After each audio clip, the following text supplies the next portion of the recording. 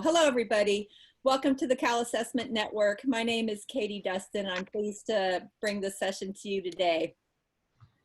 The Cal Assessment Network is a community of practice for all UC staff who are interested in assessment.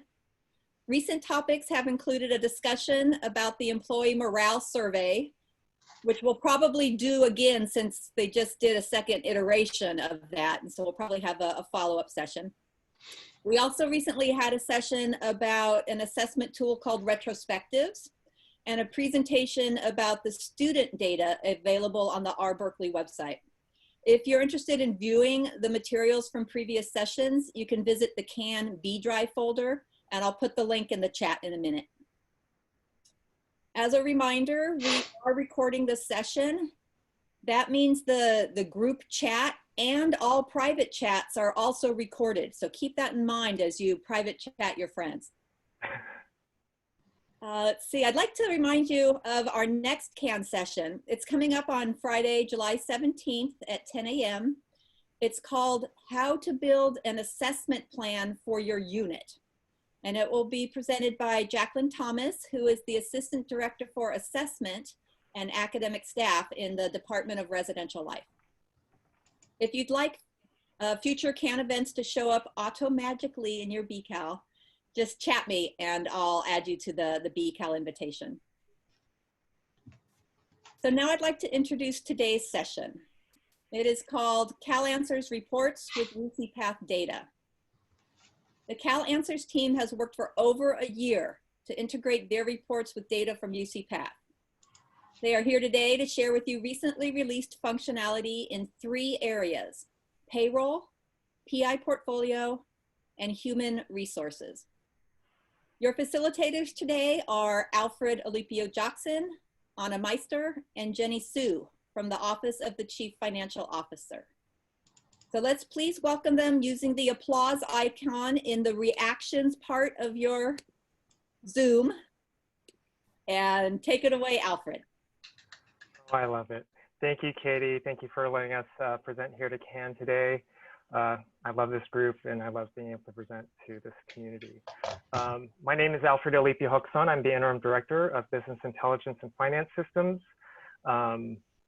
Again, also presenting with me are Jenny Sue, Business Intelligence Project Lead, and Meister, Business Intelligence Analyst. Not presenting today is Haydar Al-Sakas. He's an important part of our small and mighty team. As a functional team for Cal Answers, it's our job to gather requirements from all users and work with the technical team to build the best report that we can for the campus to use. And so just want to take a moment here to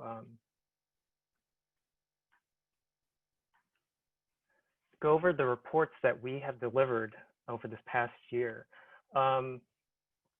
We started off right as soon as UCPath came online, being able to show the data right in the general ledger report. So on day 1, we had to start showing reports with the new UCPath employee ID numbers, as well as the legacy ones. And that was quite a feat. So I just want to definitely highlight that, that accomplishment. We followed that up with the employee crosswalk and then the HR workforce detail dashboard in May and June and July of 2019. Position management in September of 2019. Then we updated the PI portfolio with CBR and projections in February of 2020. Employee change tracking in March of 2020. HR affirmative action, permanent budget, payroll expense detail, all in the spring of this year. And I know I went over that list really quickly, but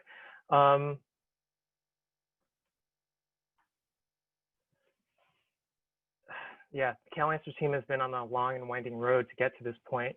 And it's really good to have this opportunity for our team and the entire campus to look back and appreciate the size and scope of what we've delivered. We also want to thank all our partners who have helped us get to this point. IS&T, especially the Enterprise Data Warehouse team and the database teams have been very important in helping us get to this point as we bring in new data and figure out ways to report it. The help desk has been helpful in making sure to answer the questions and help us transition to these new reports. We also definitely want to thank the UCPath teams, people in culture, controller's office, financial planning and analysis, VC finance, all of our UAT testers. And I listed out all those reports, and a lot of times our testers participated in multiple report testing. So just want to thank all those testers, the stakeholders and subject matter experts who we've consulted to make sure that we have the requirements correct and that we have the data correct when we build the solution. And again, all the Cal Answers users who've shared their feedback in the help desk and surveys and the other ways that we have to gather feedback. So thank you for all of that. And so with that, we're gonna go ahead and get started with Anna presenting us the payroll report. Hey there, folks. So I'm going to share my screen. Okay. So like Alfred said, I'm Anna. I'm a business intelligence analyst with the Cal Answers team. And I'm going to show you about our new payroll report. So I'm going to start from the beginning. So how do you get to this report? Well, you go to our homepage, calanswers.berkeley.edu, and then you're going to click log into Cal Answers. And I've already signed in, but if you haven't, it will ask you to sign in through your CalNet username and passphrase. And then you land on our homepage. So to get to the payroll dashboards, we're going to go under this payroll icon here. And we have two dashboards available. One is the legacy payroll dashboard. That is all the data from PPS transactions. So that's basically the old PPP 5302 report in a Cal Answers format, and you can still get there. If you had bookmark links that broke, you just need to remake them under this new name of legacy payroll. Then we have the new payroll report. So here's our overview tab and our report tab. So what this report does, it shows payroll information at a fairly detailed level. So this is, oops, and let me make my screen a little bigger.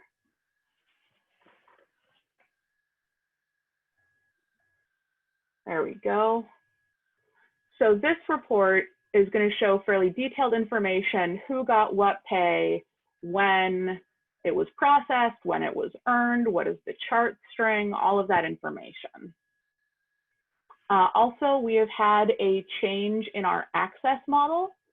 In the old world, access was based on org nodes. You would get access for a particular department, or you would get access for a particular fund. Now it's all or nothing. And we did this largely based on the fact that a lot of this information is available to financials users in one form or another, and financials was already all or nothing. So now we have what we call a global access model. So I'm going to be showing you some use cases and how to make them work in this dashboard. Certain fields that are normally going to appear when you run this dashboard have been hidden for this presentation because it's being recorded and it's, private sensitive pay data. So the first thing I'm going to show you is tracking overtime earned over the last month by what we call base earn code, and I'll explain what that is in a few minutes. So one of the first things to see is the date prompts. In this new payroll report, we have had a change in how we use certain terminology. Our earnings period end date is what we used to call pay period end date. And that's because with the introduction of UCPath and all its associated systems, the terminology changed, and we wanted to stay current with the current business practice. So what you used to call pay period end date is now the earning period end date. And this is when pay was earned or when leave was taken. We also have what we're now calling the pay period end date, which is when something was processed. So if you got a merit increase and it was processed in October, but it was retroactive to June, the June date would show in the earnings period end date, and the October date for when it was processed would show in the pay period end date. So we are giving the option of filtering on either of these. Then we have, for this presentation, I'm just going to filter on earnings period end date for this use case for the last month. So we want to see what was actually the overtime that was actually worked in the last month, rather than just what was paid in the last month in case anything was paid late. So then we also have a special kind of prompt here.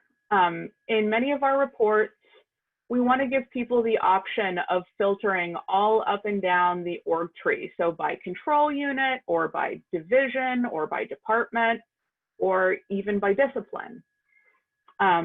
So there are a few ways to do that, but there was only one way to do that that does not involve cluttering up your whole page with a bunch of prompts and making you scroll left and right a bunch. And that is this special two-part prompt. So in part one of this two-part prompt, you say, what do you want to filter by?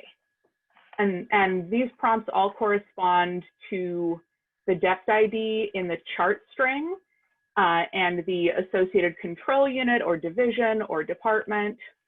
So I'm going to say I want to filter by funding org level 4.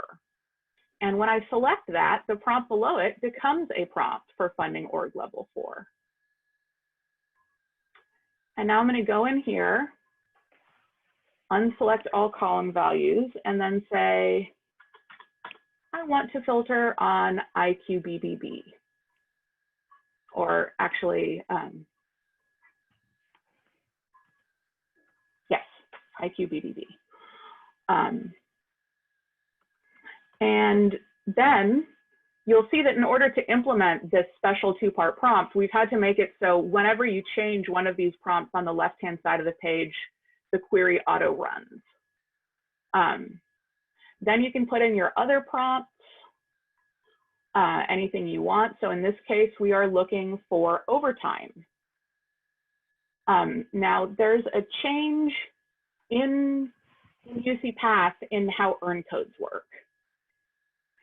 Where there used to be an earn code for each type of pay, now there are 8 earn codes for each type of pay, depending on whether the recipient is on a visa, and if so, what kind, and also whether the pay was paid retroactively through the automated UCPath retro process, or whether it was paid either manually or through a timekeeping file from CalTime. So basically there are a lot of earn codes. And if you want to capture a type of pay, like for instance, overtime straight and overtime premium, you would have had to enter, in that case, 16 earn codes to filter for those. So you would have had to find them, turn them into a appropriately formatted list, and then enter them here. So in coordination with the data warehouse team and some helpful folks at UCOP, we got a hold of what we're calling the base earn code list. And what this list does, it allows people to filter based on type of pay rather than the specific earn code that's used. And then it associates that with all of the earn codes used for that type of pay. So I'm looking for overtime. So I'm going to enter here OTS, separate with a semicolon, OTP, and those are the 2 base earn codes for which I'm looking. And so it will pull all the different variations of those. Now the last step in my query is going to be removing this primary job department code hyphen. And then I'm going to hit apply. And so here we go.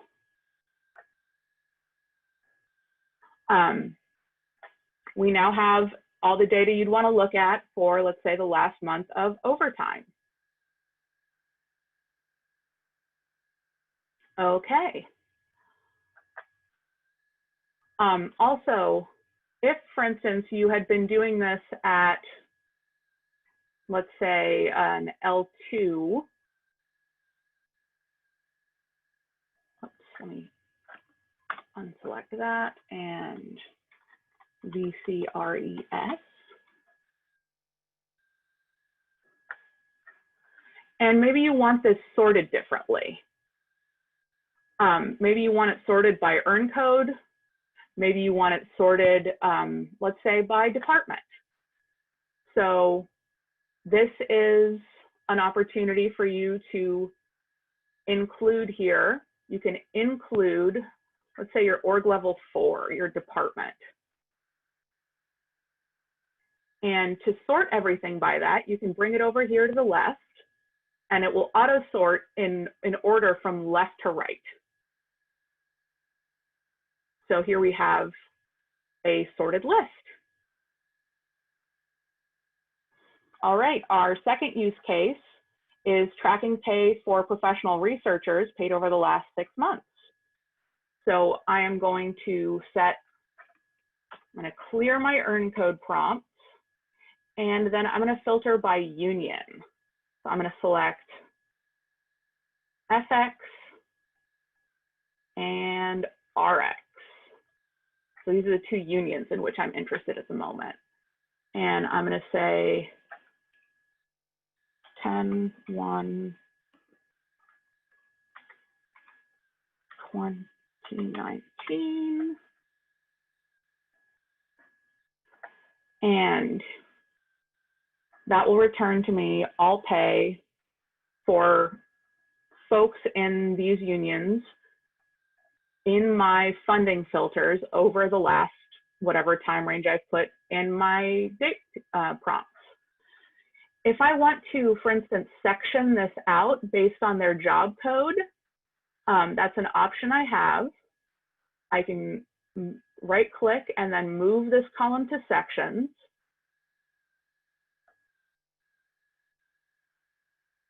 Oops. Okay. Thinking for a moment. What this will do is it will give me a report that is broken out into one section for each particular job code. So here, for this job code is the top section, and on and on. This can be helpful if you're trying to present a report to management and you want to make it visually appealing. To undo that, I'm just going to right click on this heading and move the column back to columns.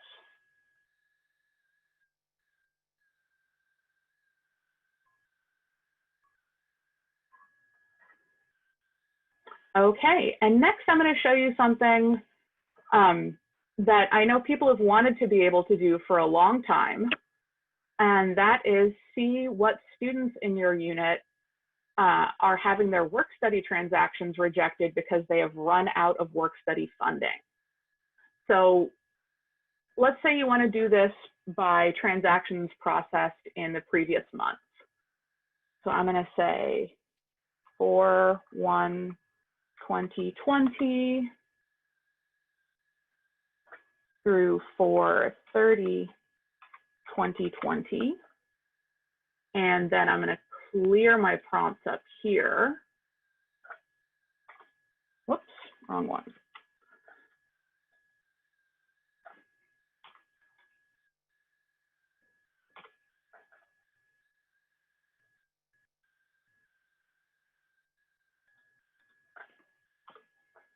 Okay, and now I'm going to make use of a new prompt that we have.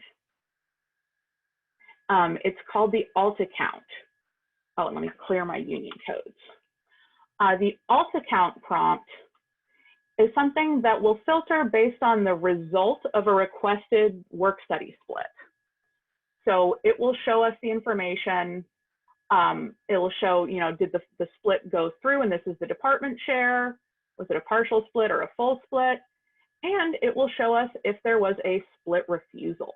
So if you run this after every pay period posts, you can immediately see, well, students X, Y, and Z need to increase their work study balances, or we need to adjust how we're budgeting for their hours. So here we go. These are the people for whom the work study split did not go through because they didn't have enough money in their work study budget. One last thing. Oh, and you may want to save this as a customization. A saved customization is a great tool in Cal Answers when you have a report that you want to run again and again. You set it up, you do your filtering, any columns you want added or moved or removed, and you go here to save current customization, name it. You can even make it your default for the page if you want. And then anytime you can go in here and say apply saved customization, and you can just apply it and it will load. You'll have to redo your date filters to be current, but that saves a lot of work. Okay, so I'm going to show one last thing because this is a question we've had come up, and that is finding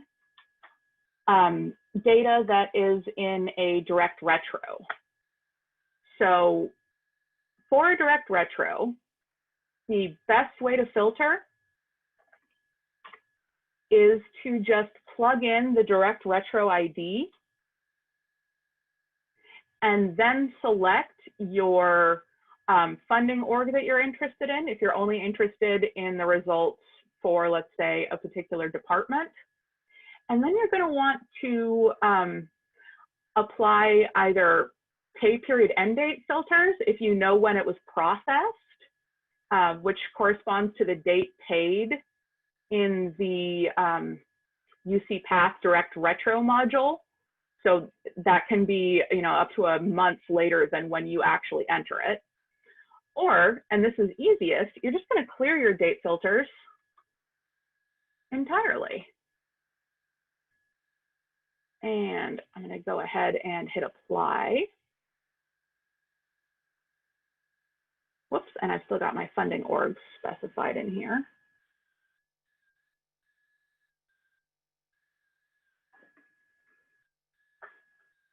So here we have, this is the direct retro in question. And so we've cleared out the pay period end date and earn period end date, because for a lot of retros, first of all, the pay period end date is not always intuitive, the way that UCPath schedules direct retros. And the earnings period, there can be multiple earnings periods involved in a single direct retro. So if you filter by that, you may be confused by the results. Okay, well, I am now going to hand things over to my colleague, Jenny. Hi everyone, this is Jenny. And before we get started on the next portion, which is HR, we do have a question in the chat from Wanda Nieders. Oh, thank you. Yes, let me take a look real quickly.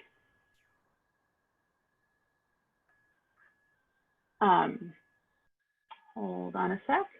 My chat has disappeared. Here we go.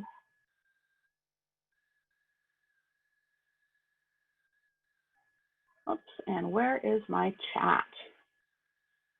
Hold on a second. Jenny, can you read that out to me? My chat is acting up. Yep, no worries. So the question is, can the base earn code field be added to the Cal Answers GL ad hoc? That's something we can certainly look into. We can't promise it right now, but we can put that on our to-do list for when we are working on enhancements. And then there's another question from Henry Chan.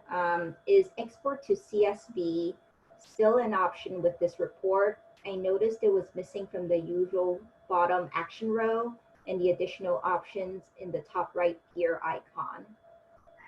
That is going to be corrected on June 25th. Export to CSV will be available down here. That was just an oversight on my part. And then a question from Farah, is derived effort the same as percent effort in pre-UCPath? So derived effort is a number that we're given by UCPath. It corresponds to the effort that's sent to the effort reporting system for things that are on grants that require effort reporting. It's not calculated quite the same way as the percent was. Now it reflects new hours only, and only hours on what's called effort eligible earn codes. So in the past, if you got a retro pay, like a pay increase and it covered 10 hours, you would still see a percent associated with those hours. Now, because those hours have already been counted, derived effort won't be calculated for those hours. All right, are there any other questions on payroll before we move on to HR?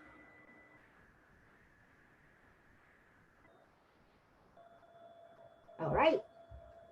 Okay, take it away, Jenny. All right, thank you, Anna. So we'll talk about 3 specific HR reports today, and let me share my screen. We'll talk about the workforce detail dashboard, let's go back here, let's go back home. We'll talk specifically about the workforce detail dashboard, the position management dashboard, and then the employee change tracking dashboard. And so in the interest of time, we'll go over a high level overview of each dashboard and the primary use cases.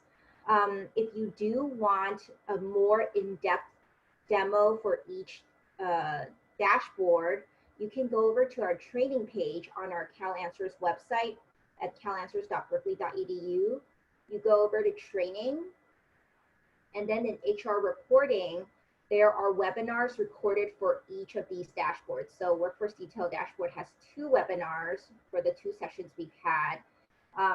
Again, for position management, and then there's also a webinar for employee change tracking if you want a more in-depth hour-long session into each dashboard. I also want to give a shout out to an HR walkthrough that we are going to be hosting on July 16th. And this will also be a walkthrough through those 3 dashboards. Again, more in depth, along with a Q&A portion. So for those of you who have questions about the HR dashboards and are looking for office hours, this is a great session to bring those questions to, in addition to everyone else who wants more of a basic overview of those HR dashboards. And then another note about the demo we're going to go through today is that the demo itself is redacted of any personal information, so you won't be seeing employee name, supervisor name, or job code description, just all the details that might help identify a specific job or person. But when you run the dashboard, you'll certainly see those columns by default. So I'll take a pause here for any questions. All right, so we'll go into Workforce Detail Dashboard. Let's click over here in the accordion. And so the first thing you notice is that there's 6 tabs in total in addition to the overview. And they're primarily divided into 2. One is the as of date set of reports. And then the other half is the by date range reports for the job data, compensation data, and job funding information. And the difference between as of date and by date range is that the as of date allows you to look at data as of a specific date.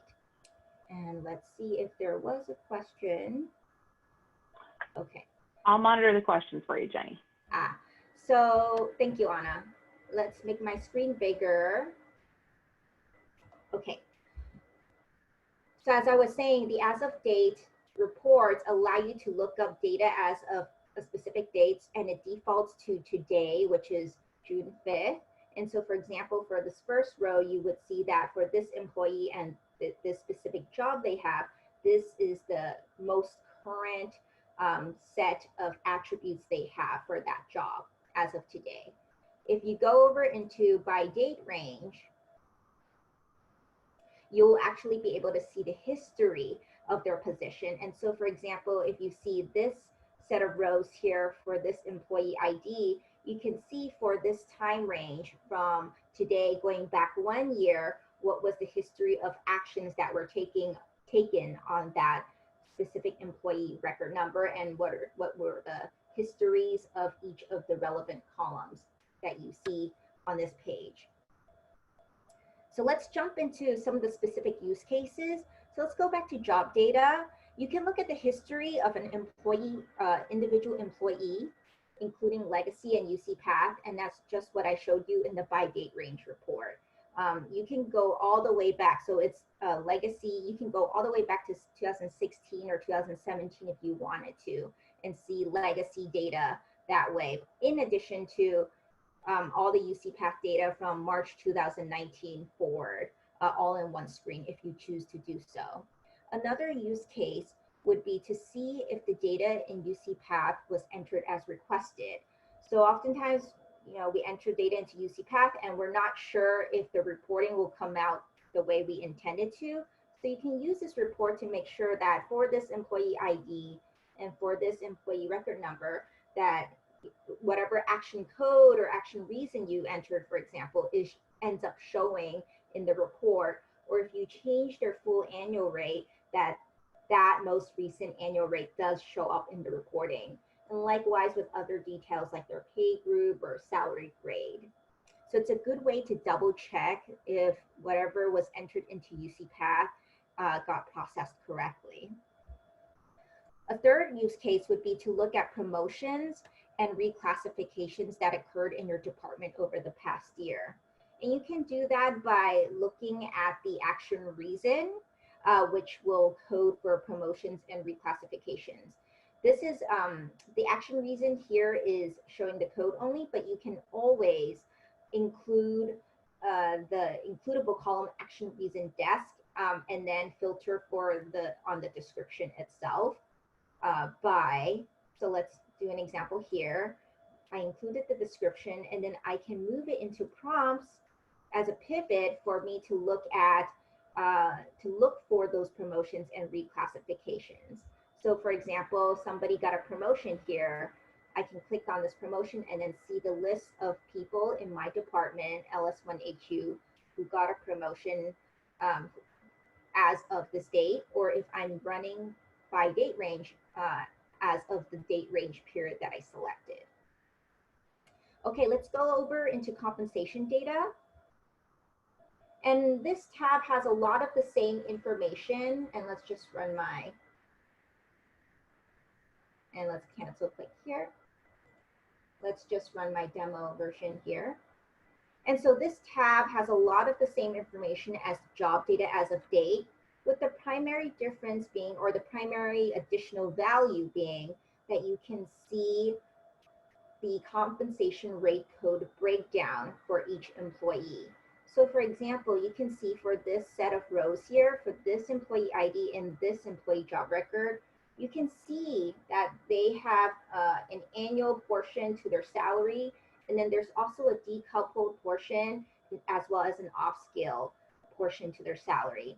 And usually you see this type of compensation rate breakout for faculty. So this is a great tab for those of you who work in academic personnel and need to look for faculty with decoupled increments. Other than that, a lot of the details are the same. So I would say if you're looking for just kind of overall an employee's details, go to job data. And then if you want to look up specifically their compensation rate breakout along with the breakouts of their full annual rate for each of those rate codes, then go over to compensation data tab.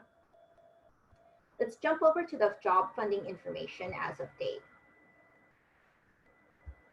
Okay, and let me run my demo version here.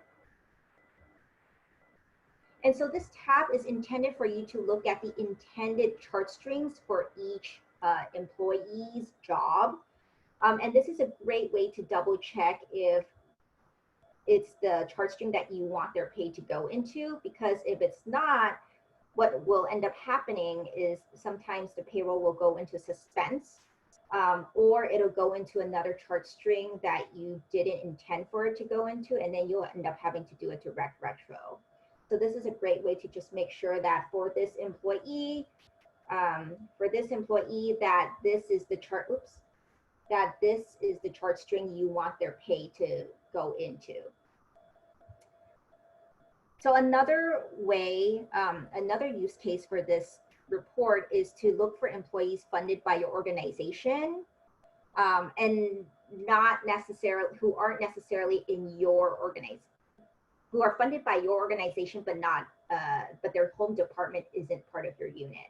So in this example, I want to see employees who were funded by LS1HU, but they're not part of LS1HU. And you can see that once I run it by all the people who are funded by LS1HU, and then I sort by the L3, which is an includable column, I see the first two results are people in LS1SS, which is in a whole other division. So these two employees are not part of LS1HU, but they're being funded partially by LS1HU. As you can see, this first employee is funded 22% of their pay, and the second employee is funded 33% of their pay by LS1HU.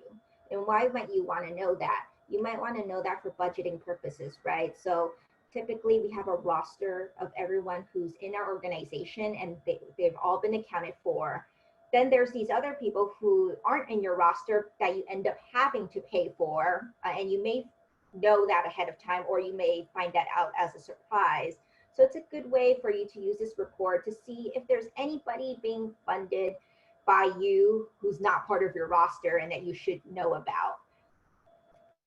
All right, and then a third use case is to look for employees with additional funding. So you can do that by using our pay type prompt, where you can choose either regular pay or additional pay. So additional pay will allow you to look at all the additional pay that an employee is subject to receive.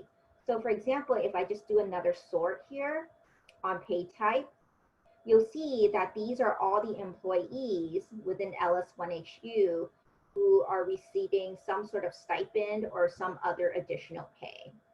And so that's also good to know what additional funding or what additional compensation you're paying out in addition to somebody's regular pay.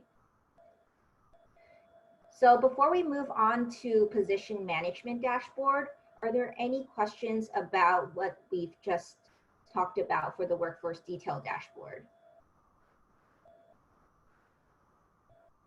Let's take a look at the chat. You're good to go. Oh, so are all the questions already answered? Yep. Oh, okay. So thank you. I will move on then to position management then. Let's go back home to our catalog, and we'll go over to position management.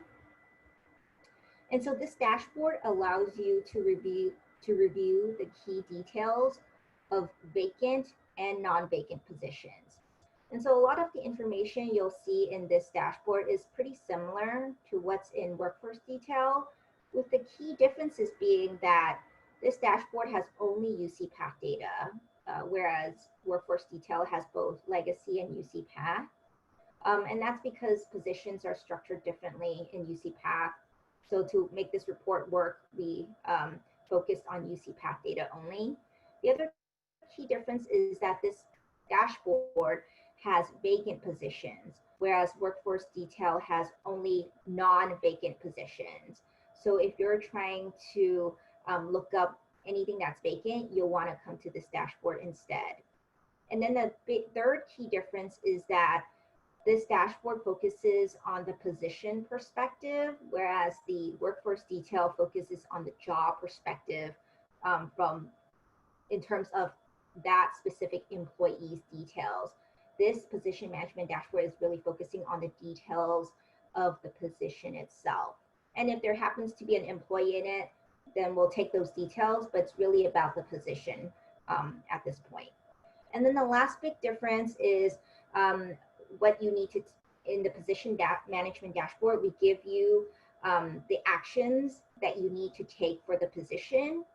Whereas in workforce detail, it's really about, it's really informational. You can double check things and you might end up taking in action if you see something off.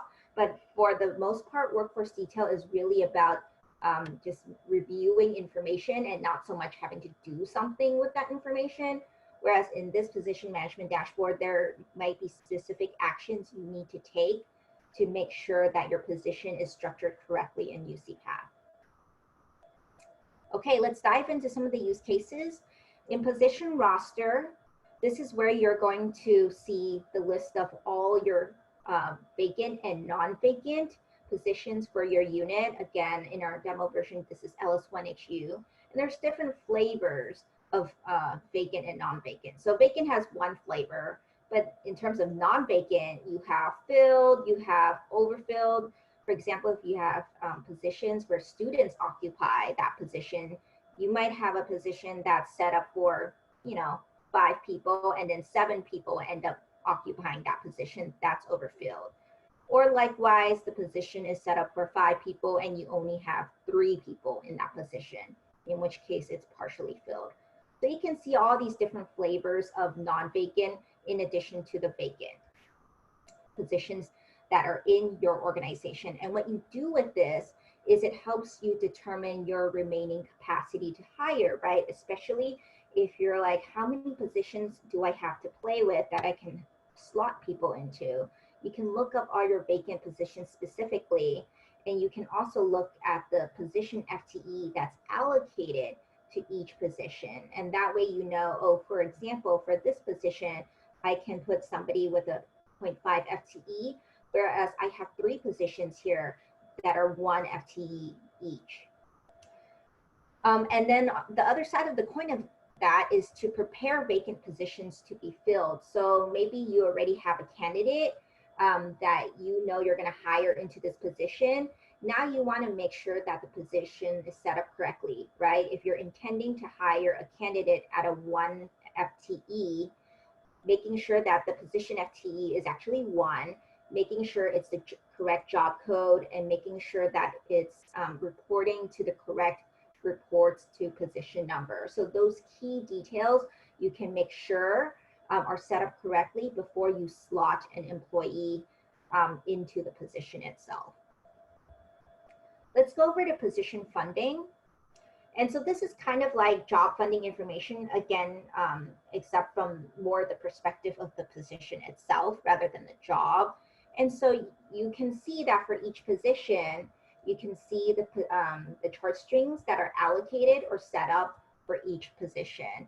And so again, you'll want to prepare the chart strings for vacant positions that are about to be filled, so that you don't potentially have an employee's first pay from the get-go landing in payroll into suspense.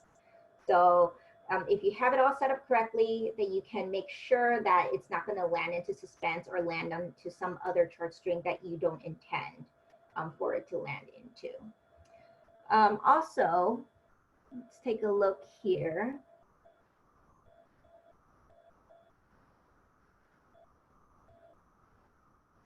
I also want to talk about the actions that are needed for a specific position. So you can see here that we have 3 flags. Chart string ends within 90 days. Chart string is suspense, and additional pay ends within 90 days. And so for this position, for example, you see a yes here. What it's saying is that the chart string for this position is suspense. And if we go over to the right, we see that this chart string is indeed under Fund 6995 and under Chart Vote 1, 900,000, or 900,001, or 900,002. Any of those combinations means it's in suspense. And what you'll need to do is go into UCPath, the funding entry record for that position, and update the chart string to something that's not this, so that it stops going into suspense and then you'll need to do direct retros to take care of any payroll that has already landed in suspense. But again, you can see for this specific example, it's vacant. So there's nothing has actually gone into suspense.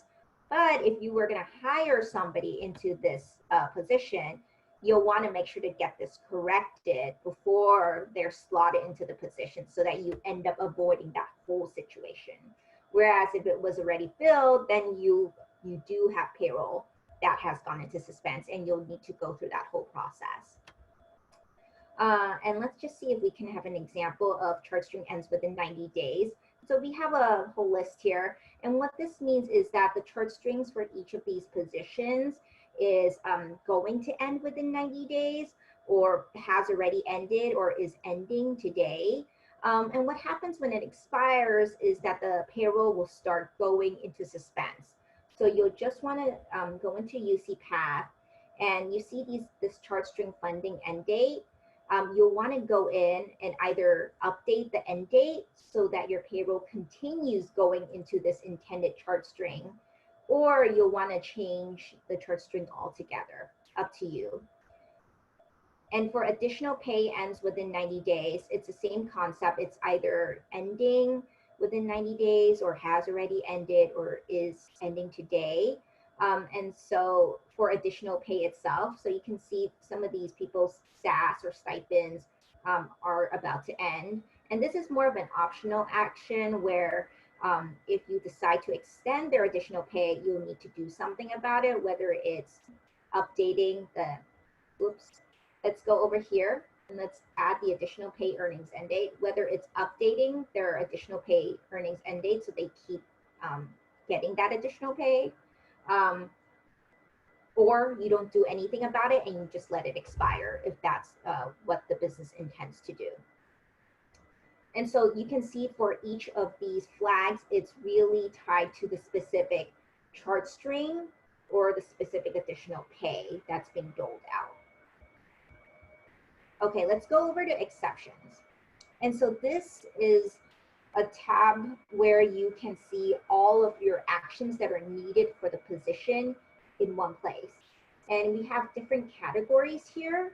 So we have missing funding, which means there's no chart string whatsoever in the position's funding entry record, or the chart string has expired, in which case the payroll is going to end up going into suspense. So if you see a missing funding yes here, you need to go into funding entry and put in a chart string or update an expired chart string so that it stops going into suspense.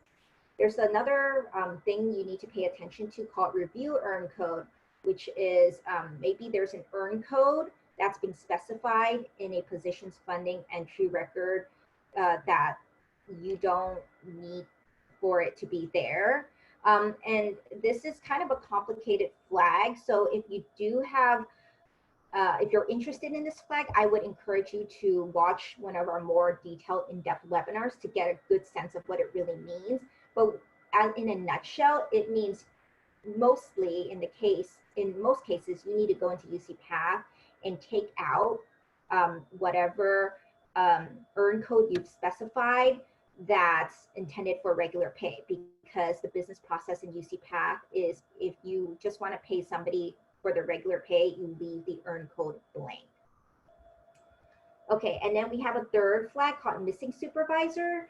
This is pretty important as well, because if they're missing a supervisor, which means there's no supervisor employee ID on the employee's or position's job. If there's no supervisor employee ID in the job record or the position record, it means that that employee's cal time cannot be approved, and that has downstream effects. So in order for their cal time to be approved, there needs to be a supervisor employee ID on that job record.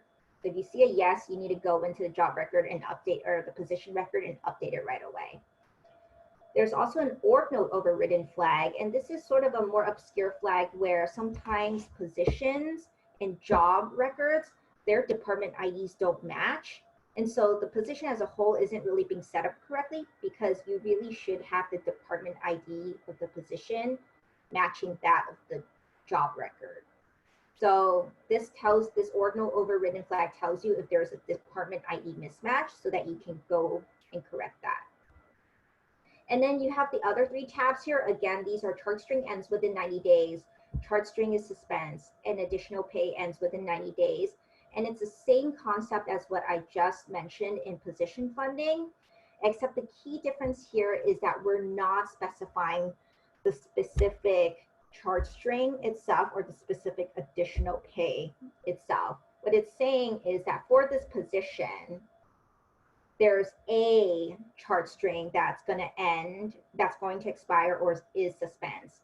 And you would go into UCPath and look for that chart string.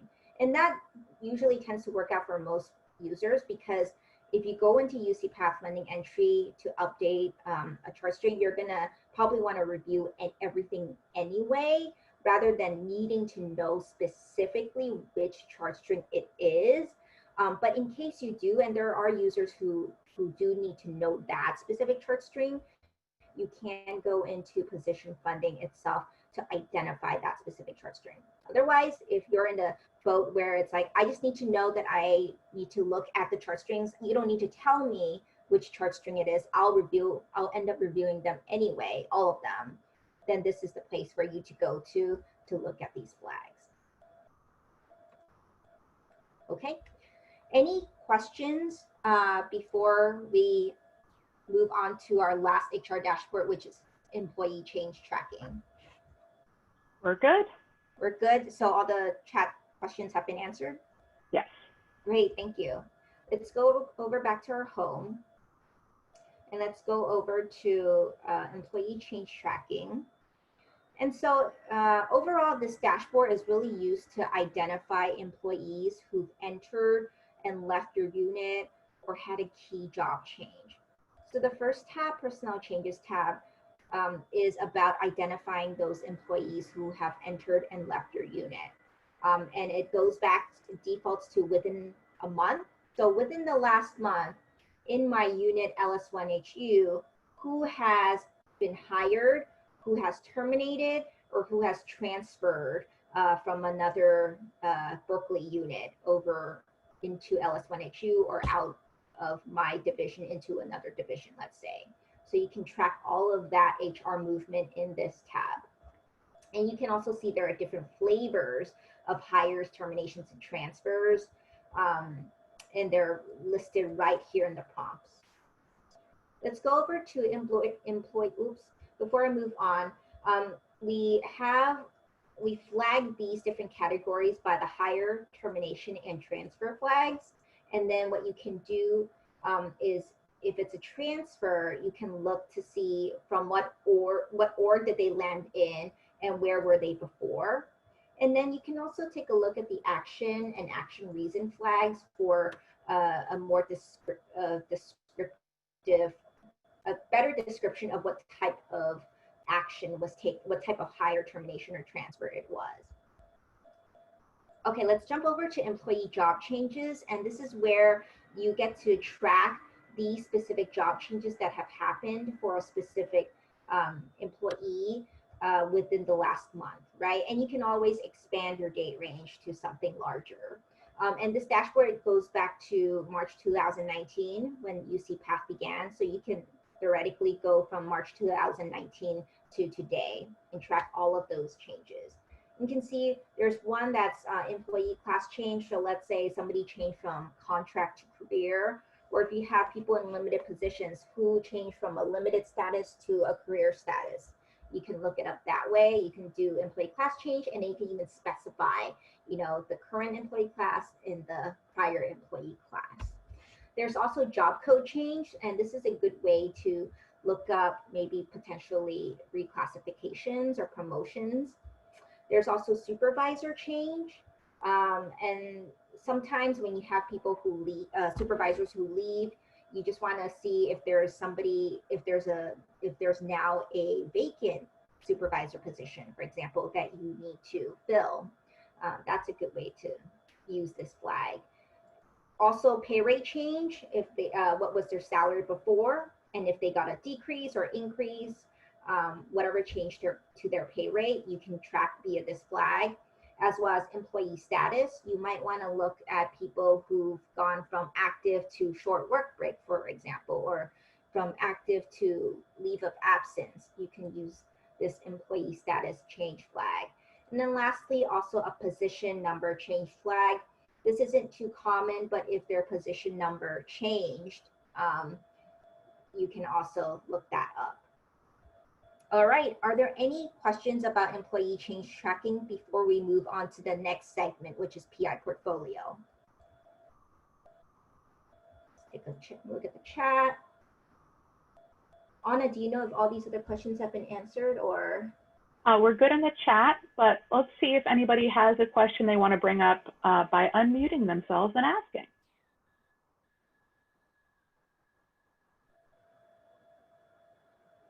All right, sounds good. So now I'll hand it back to Anna for PI portfolio. Thank you, Jenny. Okay, and if we can just transition to our, there we go.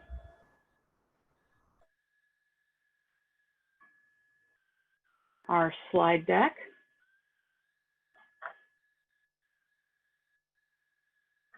So PI Portfolio is a tool that was created in Cal Answers some time ago to help principal investigators, people who have grants, manage their portfolios of funds. One of the main purposes is to make sure those funds are being spent out at a good rate. You don't want to overspend your funds and then not be able to complete your research project with the allocated funding. And you also don't want to underspend your funds and then have to give money back, even though you could have slotted other activities into your research project. So in the PI portfolio dashboard, one of our important tools is something called projections. Projections are a tool where users can enter expected expenses, salary or other, and then they will be added to the budget. So here, for instance, we have a slide that shows how this budget is expected to run. We've got the actuals, and then we've got all the projected expenses. And that helps us see whether we're on track with a good rate of spending, not overspend, not underspend. With the introduction of UCPath, we had some real challenges with the projections module because it relied very heavily on our old account code structure for payroll. One of the things that projections does is when you enter a payroll expense, it will automatically calculate the associated CBR and Gale and other associated assessments. And when we went to the new account code structure, where instead of having a separate account for each different CBR pool, we just have 2 accounts and the CBR is all over the place. We had to find a way to re-enable our system to figure out what the appropriate CBR was to associate with pay. Figuring out CBR now is based on 5 disparate fields in our source data. And it's a fairly complicated process, but our wonderful partners at the data warehouse found a way to do it. So now, when you are inputting a projection, and we're using screenshots here instead of a live demo because there is too much personally identifiable information to show something live. This is the screen for inputting a compensation projection. You can select from a person and job combo down here. This is information on employees who are paid by the PI in question. And our data warehouse partners figured out a way to calculate the correct CBR for each job based on all of the complicated information in UCPath. So you can copy this person using the copy from HCM button, and then a projection will appear up here at the top. And you can also edit the CBR. Let's say in the past they were paid as one kind of work. And moving forward, they're going to be paid on a different job title, or they are becoming eligible for benefits, which affects their CBR. You can clear out the CBR field, and there will be a drop down that allows you to choose what kind of benefits you want to be charging for this employee. So that was a pretty critical need for us to be able to continue serving our users.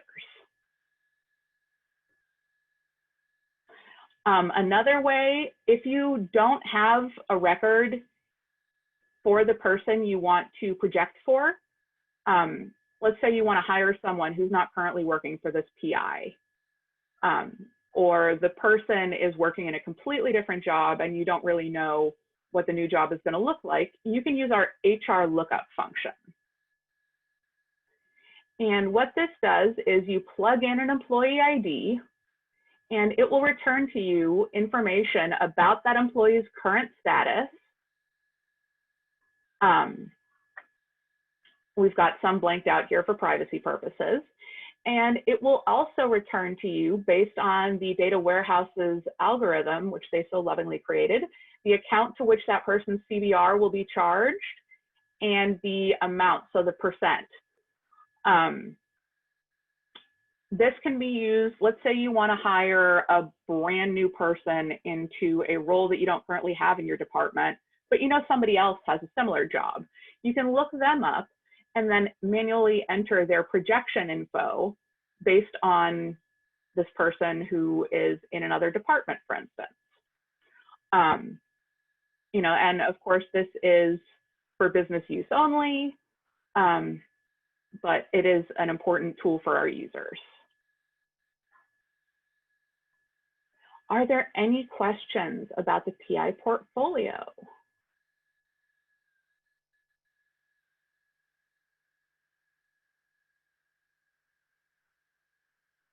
There is a comment from Heather that says PIP does not add vacation accrual to the projection for personnel, and this needs to be looked at since it can cause a significant cost to the fund.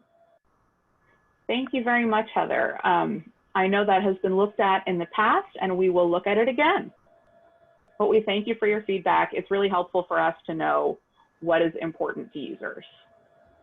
And then Eric says, is it possible to project for incoming award funds that may still be in process? So until there's a fund number active in BFS, we don't have that fund available. That's all the questions in the chat. All right, anybody want to unmute and ask the old-fashioned way? Oh, Eric, if the fund already exists, I think you can use a projection tab to add anticipated budget as well. So that option exists. But if we're talking about a brand new grant that hasn't been set up at all, then that's not going to be available. Thanks, Henry.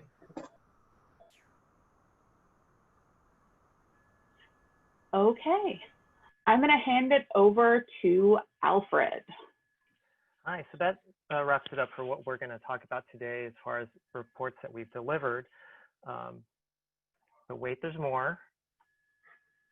Just wanted to give you a quick preview or talk about some of the things that we have coming up pretty soon. So later in June, we have, we're planning to produce a current employee CBR. So as Anna has shown you in PI portfolio, we're able to really put together a lot of the fields that are behind the scenes that determine the CBR rate and show what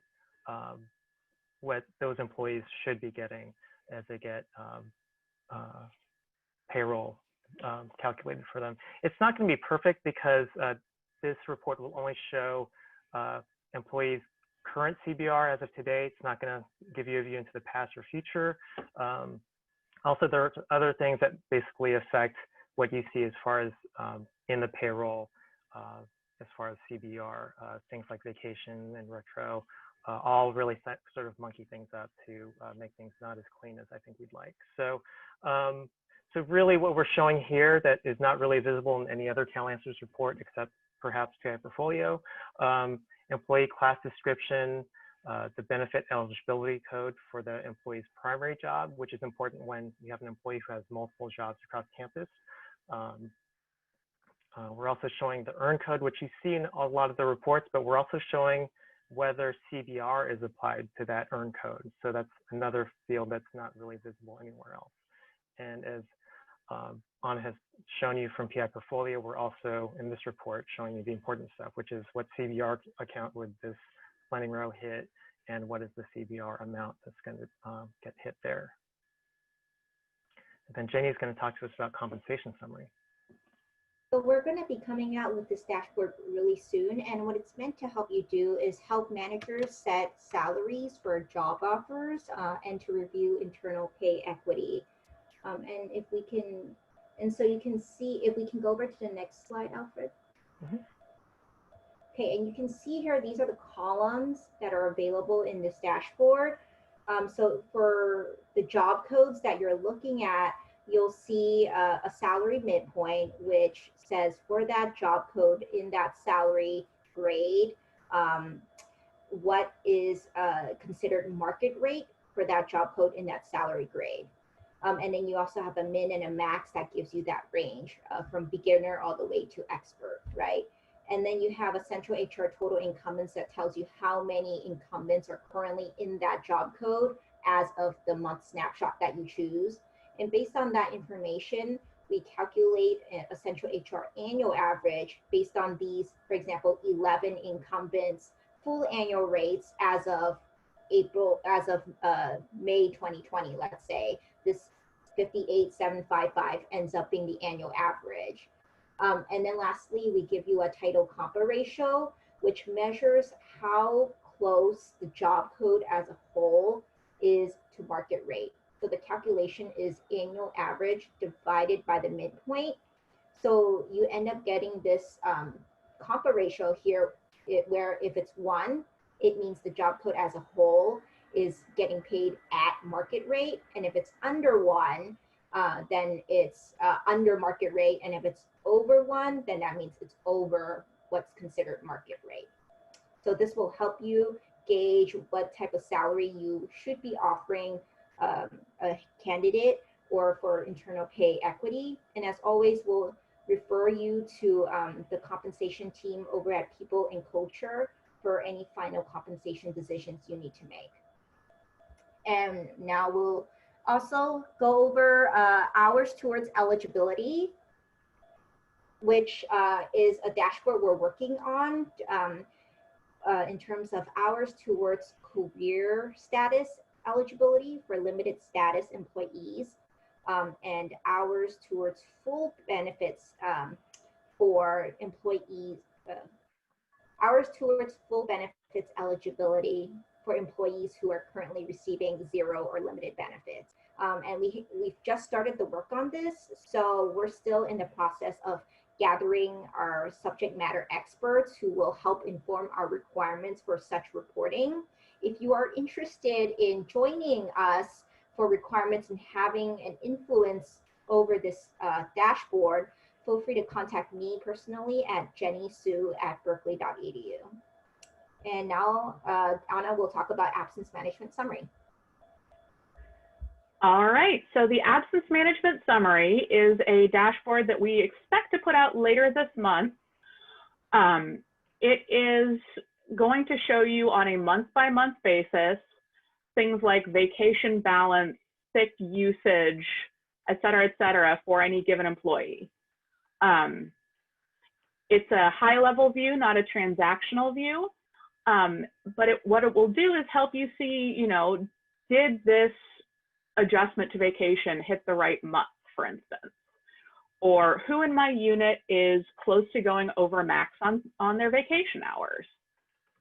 So that is the absence management summary dashboard coming soon. And now we're going to talk about some lessons that we've learned over the course of this project. So this was a learning process, I think, for everyone involved. And we're going to distill that down to a few key points. The first one was flexibility.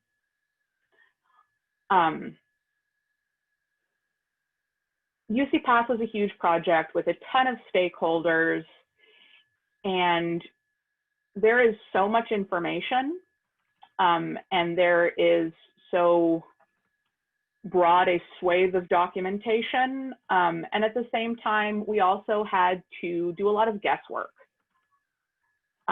We didn't necessarily have a big team at Central UCPath that was dedicated to helping with our campus's reports, because of course they were concerned with bringing people online and making sure the tool did what it was supposed to in terms of was pay correct, were people's jobs correct. So we had to do what we like to call data archaeology. And that was where we would just go into the available data, take what we knew about existing cases, and try to find out how we could make the data that we had access to meet the business needs. We didn't necessarily have a definition for every piece of source information. So often we would have to just figure that out by comparing what was in a particular field to the cases we knew about. There were a lot of decisions made along the way, and doing this data archaeology meant that sometimes you'd have to try 15 different ways of looking at the data before you found one that had the results you expected. Another thing was business processes were changing. And what we do is based on what the campus needs. What are the campus's business processes that we have to help them conduct? So when business processes are shifting, we would know that even as we gathered requirements and got information from the campus about what is needed in each report, that there were going to have to be updates to that at a later time. So because the business processes weren't settled yet, as we developed the requirements for each report, we did a lot of going back and adding and moving and changing, and continue to do that, just to make sure we are giving you reports that are as useful as possible. And then the last thing is sometimes we needed to create something new. Sometimes we couldn't retrofit an old result, an old report.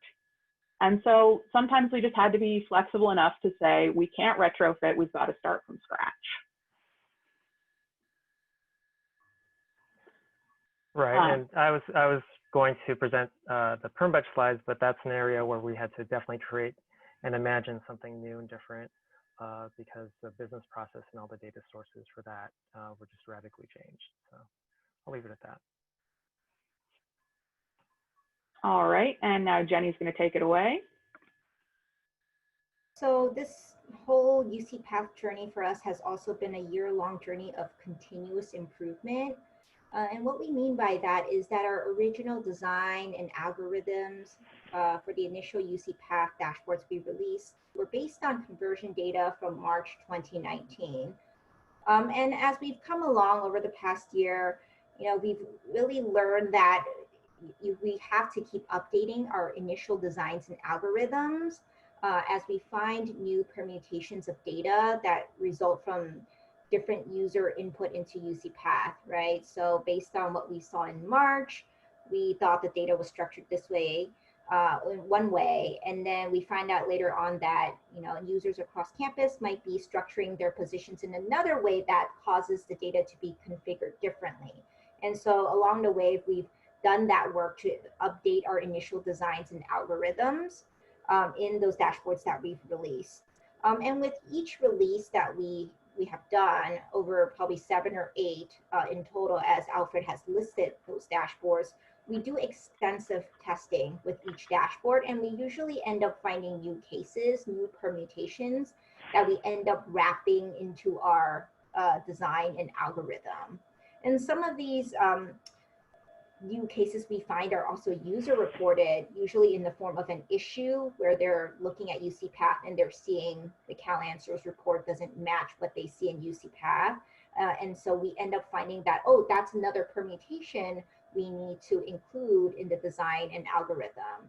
So please do, if you do see those types of inconsistencies or something that looks incorrect, please email us, because that's one major avenue in which we get the trigger to look into whatever new is happening in UCPath that we now end up needing to incorporate.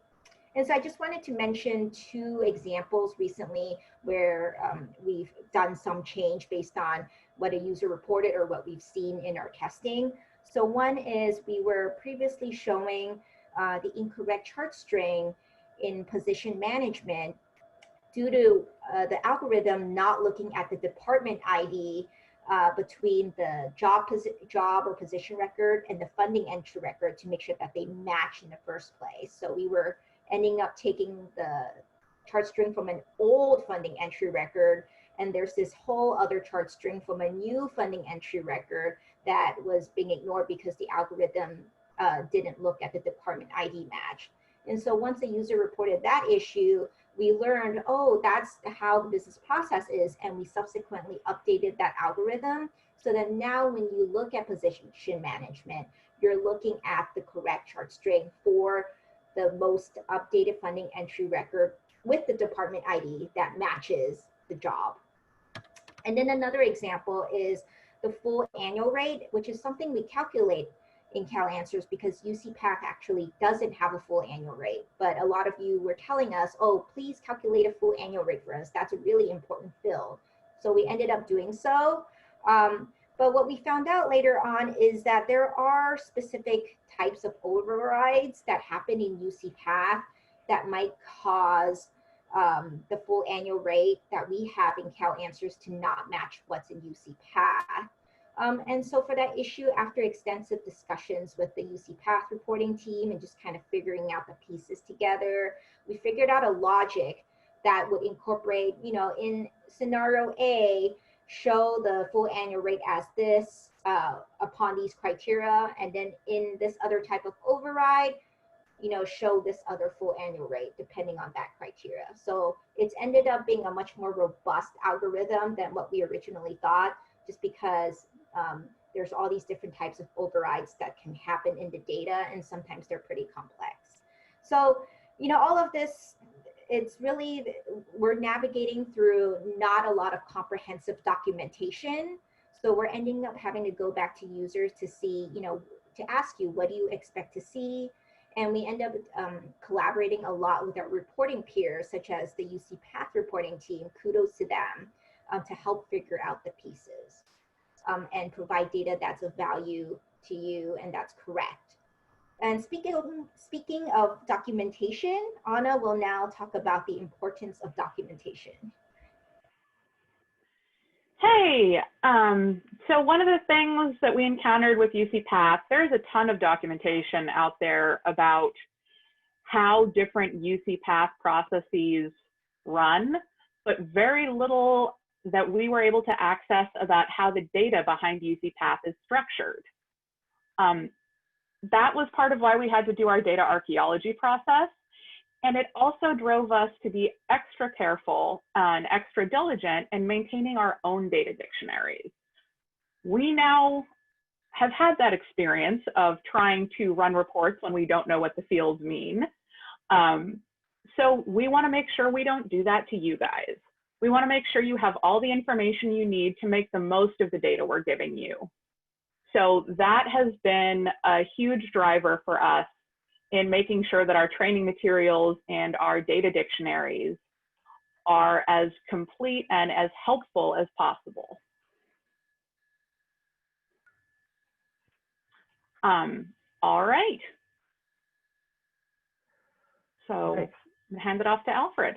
Right. So we have a couple of minutes here for questions. So we have been seeing a discussion here in the chat about trying to change some things with match case when we're searching and changing it from starts to contains. So I know Jenny has already previously looked into that, but we'll continue to see if we can make some of these changes at least, maybe from starts to contains. If we might have another minute or two for 1 or 2 questions. So if you want to unmute yourself or ask in the chat, that'd be great. And we've got a question from Noam about, so there's going to be a change behind the scenes in how we get our data. We're transitioning from one type of database to something called a reporting instance. And there's not a whole lot we can share right now, unfortunately. It's in the works, but we still haven't seen it. Our technical team is working to smooth the transition.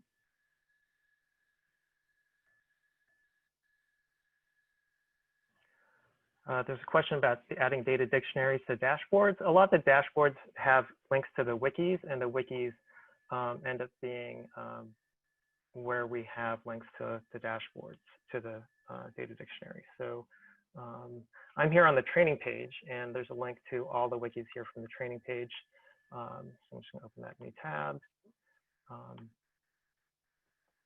And then there's a link to the data dictionary here for workforce detail. And all of our dashboards have a link to the data dictionary for those. And again, if you look at the overview tabs for the individual dashboards, they also have links to wikis. I think that's about it. So as we wrap up, we did want to bring you back to this training page because this is where we post a lot of our material. There's probably way more material here, and it's probably a little bit hard to find because we have so much. So we're going to be looking at trying to organize and simplify this as much as we can. But usually our newest stuff here on the training page is up in the upper right. There are links to all the subject areas. So if we click here on HR reporting, something else that we're trying to do is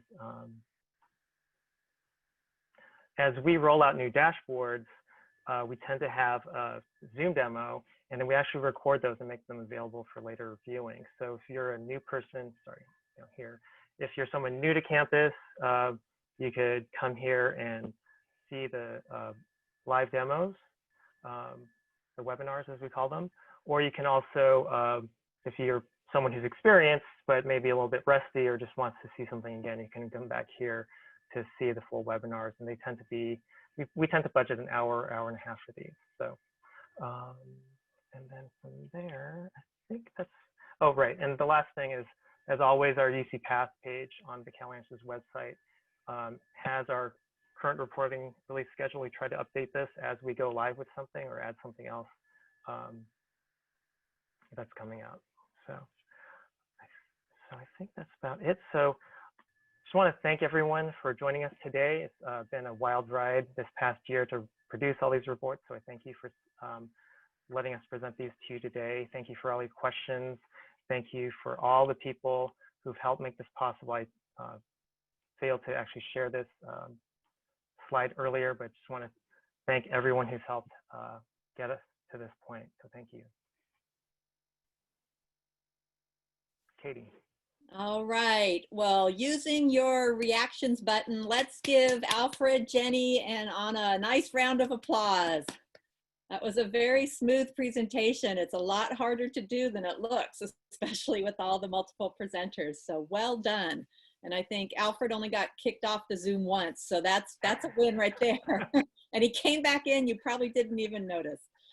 I hope that this meeting has helped you to still feel connected to this community of practice. I also hope that your family are safe and well. So have a good weekend, everybody. Take care. Bye-bye.